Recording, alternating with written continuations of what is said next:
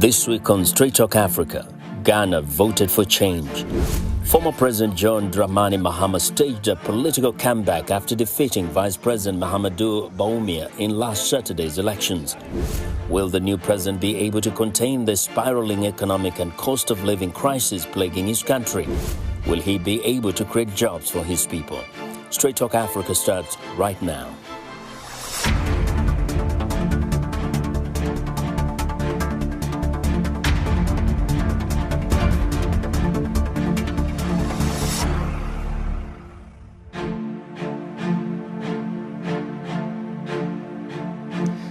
Welcome to Straight Talk Africa, coming to you from our headquarters in Washington, D.C. I'm your host, Vincent Makori. Ghana's former leader, John Mahama, was declared the winner of the presidential election with 55.6% of the vote. Ghanaians expressed their discontent with the ruling party over the country's worst cost of living crisis in a generation. These elections are also seen by the international community as a litmus test for a smooth democratic transition of power. For more on this historic election, we go to our viewer, Paul Ndiho, who is in Accra and has been observing firsthand the elections. Hi, Paul. Now, first thing we want to... Hi, let's talk about just the conduct of the elections. We know that in many African countries, election time is a time that is, a time of tension and worry. How was it like there as you witnessed the process take place? Vincent, this was one of the most peaceful, most well-organized elections that I've covered in a long time, compared to the rest of African countries where you have security agents engaging the local people. The security in this particular election was very, very relaxed. There was police presence on the ground, but really just observe and nothing else. I did not, I was able to at least 6 polling stations. I did not see anything that was out of the ordinary. So when it comes to organization, for sure, I think the Electoral Commission here did a thorough job in trying to organize these elections. And also, of course, there's always the question of are the elections free, fair, and credible? Most times, you'll see some candidates even going to court before the election results are announced. How has it been like in Ghana? You know, a lot of people talk about Ghana as a beacon of democracy for Africa. Yes, indeed, it is. I was remarkably shocked when I heard the current Vice President, Mahamudu Bawumia, concede. We're invited for that press conference, but by the time we got there, he was already done. So it talks, it speaks to the credibility of the process, the country, where the country is heading. They have embraced democracy compared to the neighboring countries where, in some cases, we have military regimes taking over. So when it comes to Ghana, I think what happened I think it set a precedent for all the other countries that when you lose, for sure, they looked at their own internal polling and the results were not good. They looked at everything else, everything pointed to the opposition winning. So because of that, he was able to call it Ale, and he called his running mate, his former opposition leader, now President-elect Mahama, and considered defeat. And that's how things have been so far. As you can see, I'm at the headquarters. It's quiet, it's calm, even though there are some pockets of violence that have broken up across the country. Largely supporters are of the opposition because they want to take over jobs before even the current president leaves office. So they are ready to take over. Now, let's actually talk about some of those realities. Promises were made. What are people telling you they want to see the incoming president do as soon as he takes over the reins of power? You know, when you're campaigning, you have to use some kind of a romantic language or whatever language you call it. But you have to appeal to the consciousness of the people so they can vote for you. But when you are governing, the reality is different.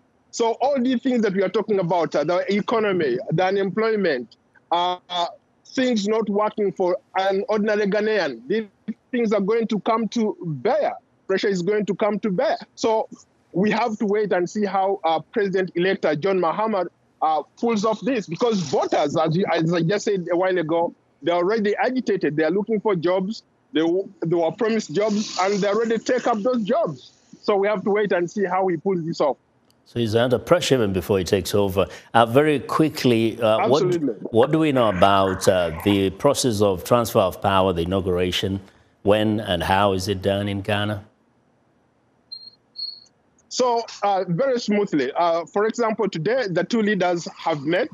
They were supposed to exchange pleasantries and, come the show you around, just like it's done in the United States. When somebody loses, the incumbent invites the winning candidate to sit down. It's exactly the same thing that happened today.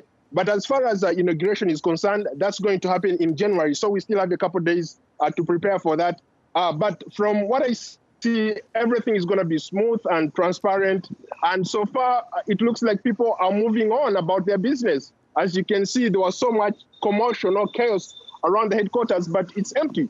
Mm-hmm. What I noticed differently, though, is that now the state security has taken over the security of the premises. That's the only difference that I've noticed so far. Remarkable. And you've been doing a great job covering those elections. Thank you very much, Paul, for that report. Thank you. Well, that's Paul Ndiho, VOA Africa reporter. Now, John Dramani Mahama served as president from 2012 to 2016, and he campaigned on renegotiating Ghana's $3 billion IMF bailout and easing business regulations. He promised to introduce a 24-hour triple shift work system, enact tax reforms, and invest $10 billion in infrastructure. Now, for more insight into these elections and the challenges that lie ahead for the new president, I have with me in studio Kwaku Nuamah. He is professor of international politics at American University and in Accra, the capital of Ghana. I'm joined by Kojo Asante. He is the director for policy engagement and partnerships of the Center for Democratic Development. Gentlemen, welcome to Straight Talk Africa. Thanks for having us. Thanks. Thank you. Let me start with you, Asante. You know, in Swahili, Asante means thank you. If I may begin with you. Some people look at this election as maybe not an endorsement necessarily of Dramani Mahama, but an indictment of the outgoing party. What's your take? What are you hearing? Yes, I think you can read that very clearly. The verdict of the citizens was one expressing disappointment with the performance of the incumbent government, and really delivered a mandate that was across the country, even in the strongholds of the MPP. They expressed that dissatisfaction, and in two ways. And so either they went and voted for President Mahama, the opposition, or they didn't vote at all, or they stayed at home. And actually, I think the turnout figures we are looking at is most likely going to be around 63-64%. That will probably be the third lowest turnout that we have had under the Fourth Republic. So that is there, and I think that also kind of sets the challenge for President Mahama in terms of reassuring the citizens that whatever doubts or hesitation they have about his last appearance, he is going to redeem himself. So the next couple of days, I think, is going to be quite crucial for how the government, sets off. Yes. Professor Nuamah, we know that way back 2016, John Dramani Mahama lost the election, ostensibly because people thought he had failed miserably. He was promised to do so because of the power cuts. His government was accused of corruption. Now he has a road to power on this promise of resetting Ghana. What does that tell you? Is it about people forgiving him for the past, or is it that the ruling party, set up the stage for him to make that comeback?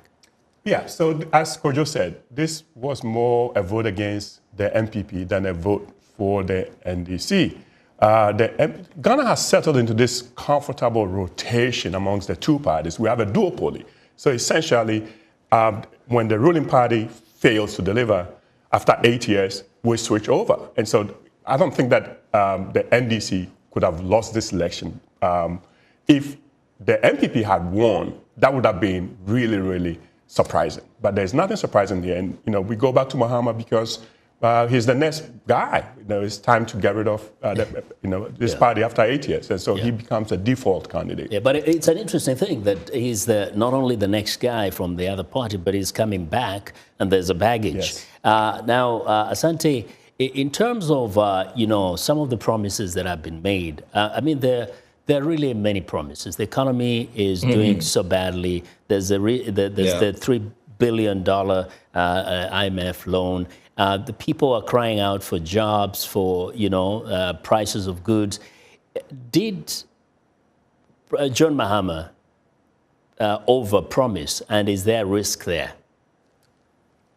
Yes, that's it's incredible when you sometimes listen to the campaign that as if this is a country that is has such a huge surplus that we can do so many things, but we are broke. Generally, we've sort of defaulted on our debt. It would hit, most of our interest payments will hit by 2026, 2027. So President Mahama is coming into a very tough economic situation, and we don't even know what really the current state is, because even in the last couple of months, we experienced a drought.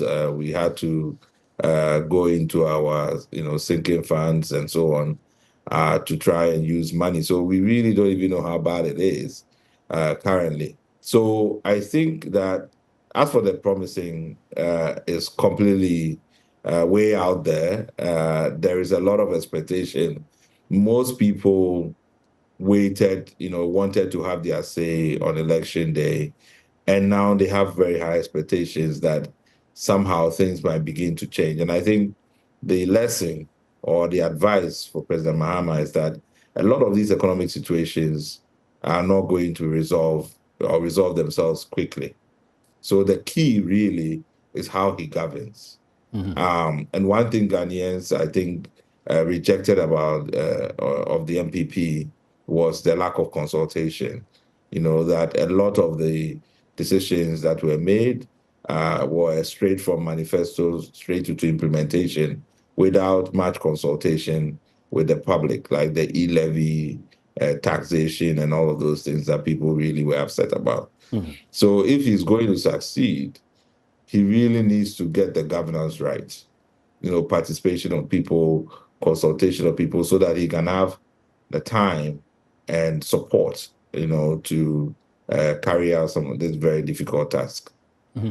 Well, it's time for a short break. When we return, we'll continue our discussion on the elections in Ghana that brought opposition leader and former President John Mahama back in power. Stay with us.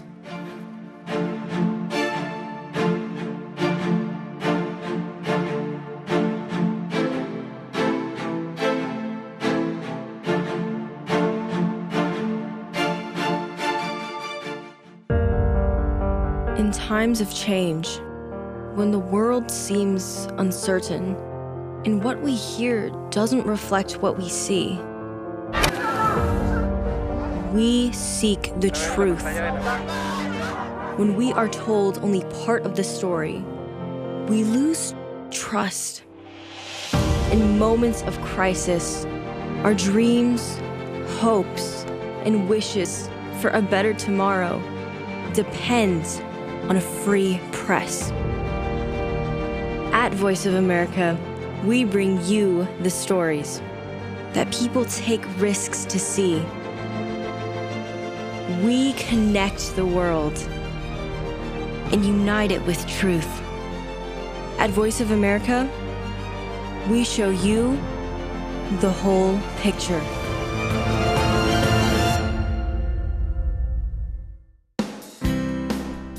Health, wellness, sport, beauty, medical breakthroughs. Healthy Living cares about your well-being. What are the main health concerns in Africa and around the world? Find out the latest on coronavirus. Connect with our experts and ask them questions. How long does the virus stay? Join me, Linor Mudu, in Washington. every week on Healthy Living, right here on VOA.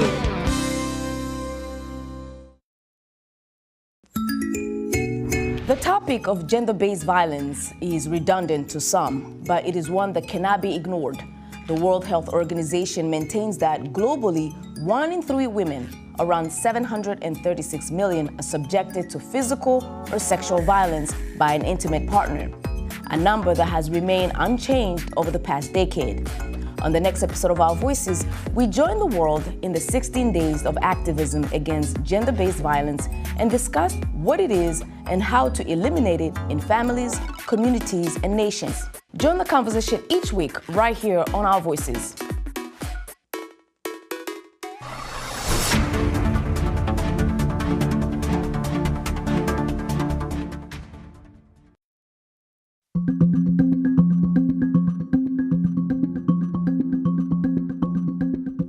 The best, and he will always be the best. Through him, our boys, our ladies, everybody, he or she will get a job to do. We've been suffering for more than 8 years now.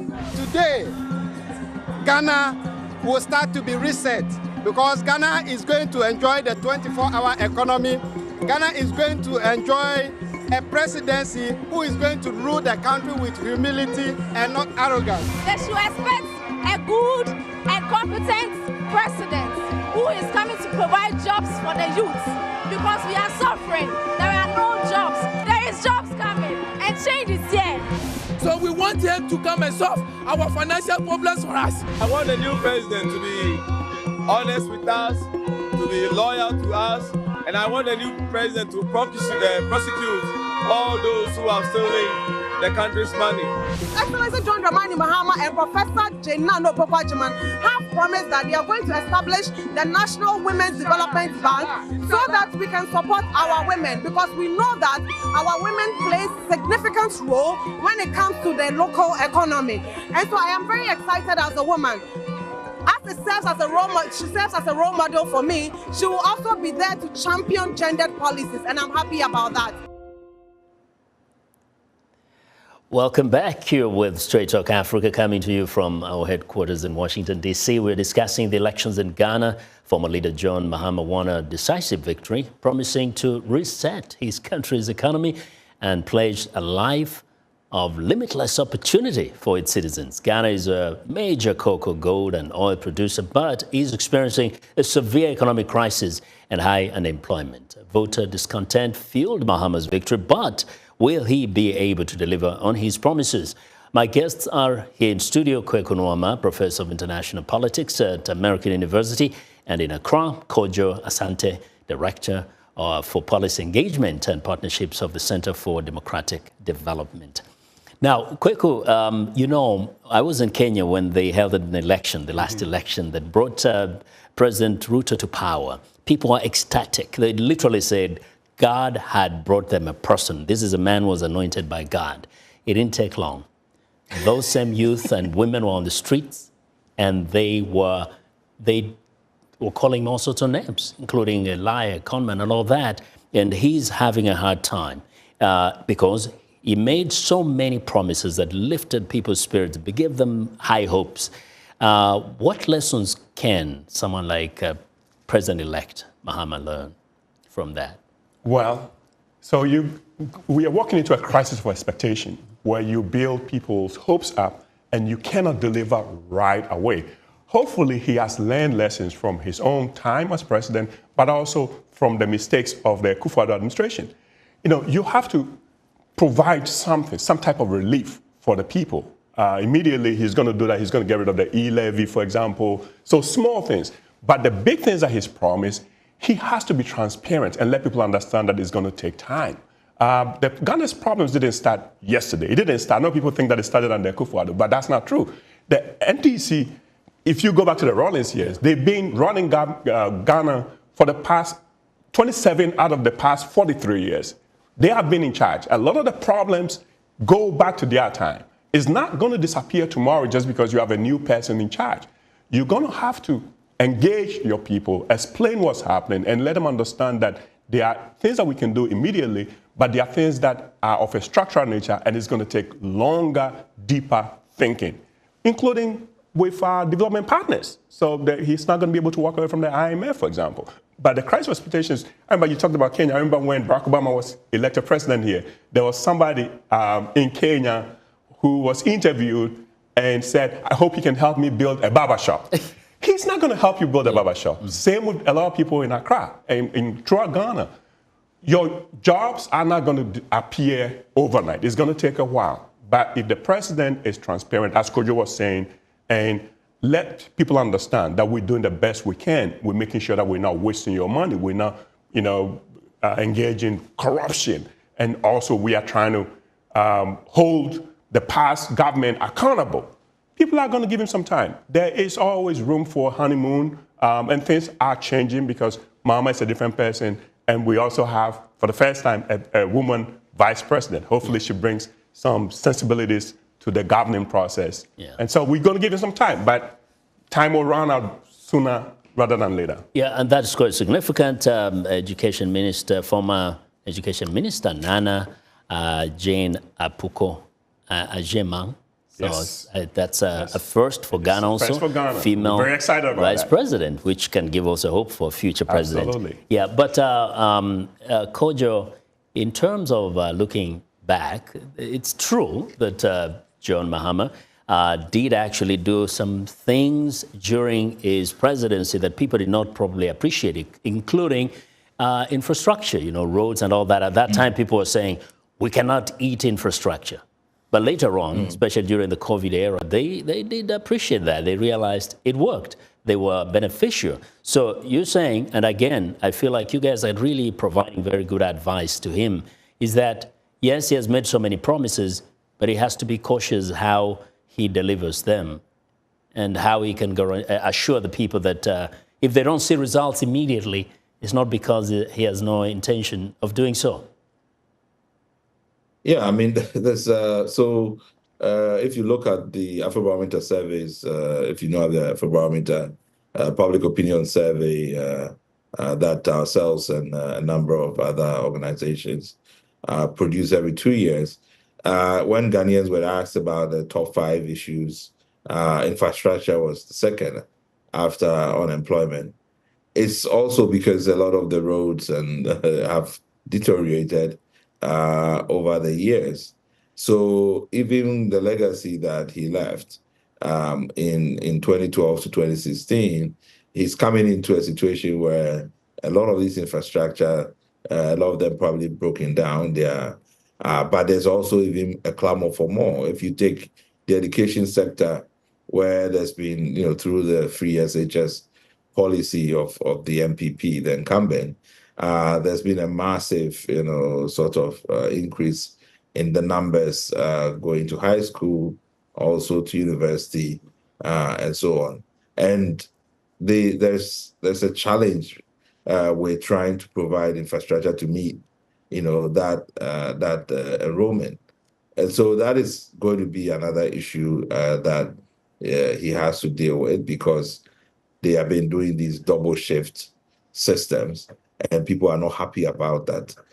So there's quite a lot of challenges, and as I said, there's no way a government will be able to resolve all of those things with all these multiple interests and expectations that people have.